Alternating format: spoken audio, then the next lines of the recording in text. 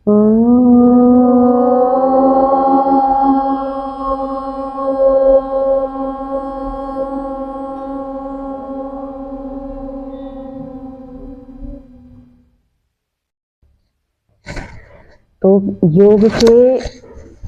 योग के 8 अंग कौन कौन से हैं? यम, नियम, आसन, प्राणायाम, प्रत्याहार, धारणा, ध्यान, समाधि। तो योग के 8 अंग फिर से बोलिए। यम, नियम, आसन, प्राणायाम, प्रत्याहार, धारणा, ध्यान, समाधि। तो ये हैं योग के 8 अंग। उसमें सबसे पहला अंग कौन सा है? यम। तो यम का सूत्र क्या है? अहिंसा, सत्य, आस्तेय, ब्रह्मचर्य, अपरिग्रह, यमाः। अहिंसा, सत्य, अस्तेय, ब्रह्मचर्य, अपरिग्रह, यमाः। ठीक है, तो ये 5 प्रकार के यम हैं। ठीक है, हमको योग तक पहुंचने के लिए इन अंगों का अनुष्ठान करना पड़ेगा। क्या करना पड़ेगा? अनुष्ठान। जैसे परीक्षा पास करने के लिए आपको साल भर पढ़ने का क्या करना पड़ता है? अनुष्ठान करना पड़ता है कि नहीं? अब 10th वाले आज हमारे यजमान बने हैं क्योंकि उनका आज पहला बोर्ड का एग्जाम है। तो अब ये क्या कर रहे हैं? आप अनुष्ठान कर रहे हैं। क्या कर रहे हैं? अनुष्ठान। आज आप यजमान बने हैं, यजमान बनने का अनुष्ठान किया। अब ऐसा तो नहीं है कि बैठ करके आप सीधे पास हो जाएंगे, लेकिन एक अनुष्ठान है कि आप यहाँ बैठ करके ईश्वर से प्रार्थना कर रहे हैं और अपने मन को शांत और कंपोज और काम हो रहे हैं। क्यों? ताकि आप एग्जाम में कामली शांत होकर के, इमोशनली स्ट्रांग होकर के एग्जाम दे सकें। तो आप एक अनुष्ठान कर रहे हैं। ठीक है, तो जैसे हमें पढ़ने के लिए बहुत सारे, या एग्जाम देने के लिए, या नेक्स्ट क्लास में जाने के लिए, पास होने के लिए बहुत सारे अनुष्ठान करने पड़ते हैं ना एक साथ। केवल पढ़ने से तो नहीं होगा, उठना भी पड़ेगा, पेट साफ भी करना पड़ेगा, बहुत सारे अनुष्ठान होते हैं ना। तो ये हर अनुष्ठान को हमें किसी चीज को प्राप्त करने के लिए करना पड़ता है। ऐसे ही समाधि तक पहुंचने के लिए, ईश्वर की प्राप्ति करने के लिए, सभी दुखों से छूटने के लिए भी हमको अलग अलग क्या करने पड़ते हैं? अनुष्ठान करने पड़ते हैं। वैसे ही सबसे पहला अनुष्ठान क्या है? यम। ठीक है ना, क्या है? यम। तो यमों का अनुष्ठान हमें करना पड़ेगा। तो उन यमों 5 जो यम है उसमें पहला कौन सा है? अहिंसा। अब अहिंसा शब्द क्या है? अहिंसा। न हिंसा इति अहिंसा, न हिंसा बराबर अहिंसा। ठीक है ना, तो संस्कृत के हिसाब से वो आप कभी समझेंगे गहराई से तो आपको पता चलेगा कि अ का मतलब न कैसे होता है। ठीक है, तो अब हिंसा मतलब क्या होता है? हिंसा मतलब वायलेंस, किसी को मारना, कष्ट देना। ठीक है, नॉर्मली किसी को क्या होता है? कष्ट देना क्या कहलाता है? हिंसा। तो अहिंसा क्या कहलाएगी? Non violence. ठीक है, किसी को कष्ट न देना। ठीक है, अब किसी को कष्ट न देना अहिंसा है, ये योग का अनुष्ठान करना है।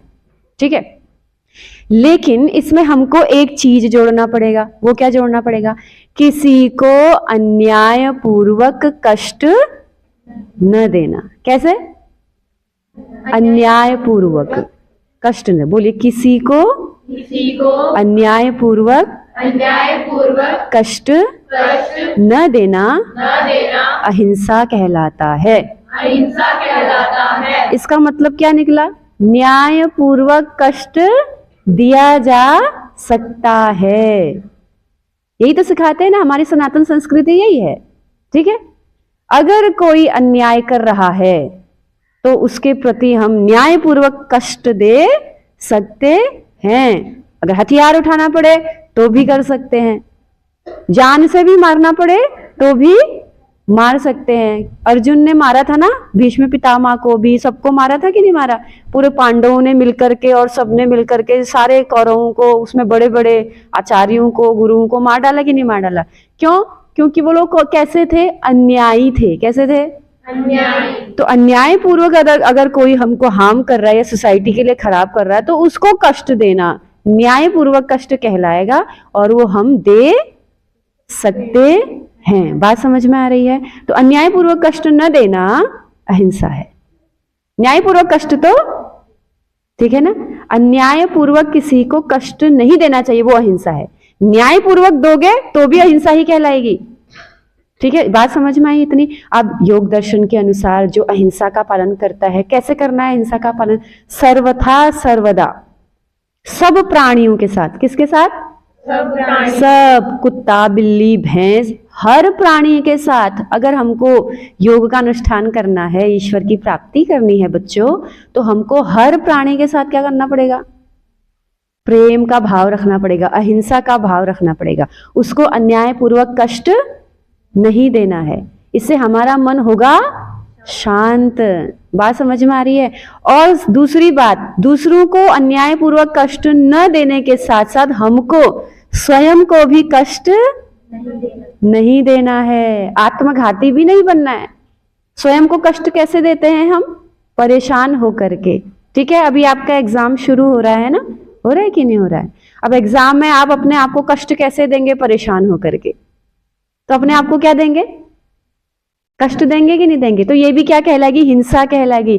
तो ये भी नहीं करना है हमको। एग्जाम आ गया ना, सामने आ गया ना, अब हमको क्या करना है?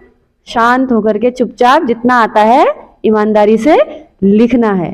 और एग्जाम जैसा भी गया उसके बाद दुखी नहीं होना है। अगले एग्जाम के लिए क्या करना है? ईमानदारी से तैयारी कर। जो हो गया सो हो गया, परेशान नहीं होना। ये भी क्या कहलाती है? अपने प्रति हिंसा न करना, अहिंसा। बात समझ में आ रही है? आपके स्कूल में कोई बच्चा गलत काम करता है तो आप जाके शिकायत कर दोगे, तो वो हिंसा होगी कि अहिंसा होगी? अहिंसा ही तो होगी ना, क्योंकि गलत काम कर रहा है तो उसकी तो शिकायत करनी जरूरी है ना, नहीं तो गुरुकुल के लिए खराब करेगा। तो इसलिए हमको इस योग के अंग को समझना चाहिए। इससे फायदा क्या होगा? हमारा मन शांत रहेगा, किसी के प्रति द्वेष भाव नहीं रहेगा, किसी को कष्ट देने की इच्छा नहीं रहेगी अन्यायपूर्वक। तो मन अपने आप शांत रहेगा कि नहीं रहेगा? नहीं तो मन में किसी के प्रति कष्ट देने का भाव, द्वेष का भाव चलता ही रहेगा। ठीक है, तो हमारे मन को क्या करेगा? वो अशांत करेगा और हम अपनी ही हिंसा कर रहे होंगे। ठीक है, तो बहुत अच्छा। आपको आपके एग्जाम के लिए बहुत बहुत शुभकामनाएं। प्रेम से देना, अच्छे से देना, पहले भी हमने समझी है एग्जाम की बातें। ठीक है, वहां अपने आप को देखना आप कैसे इमोशनली स्ट्रांग होकर के अच्छे से अच्छा काम कर सकते हो। ठीक है, हैंड राइटिंग अच्छे से बनाओ, हेडिंग्स लिखो। जो आपको आता है उसी में हमको पास होना होता है, जो नहीं आता उसमें पास नहीं हो सकते हम। इसलिए जो आता है उसको 100% दीजिए। ठीक है, इति ओम शांति।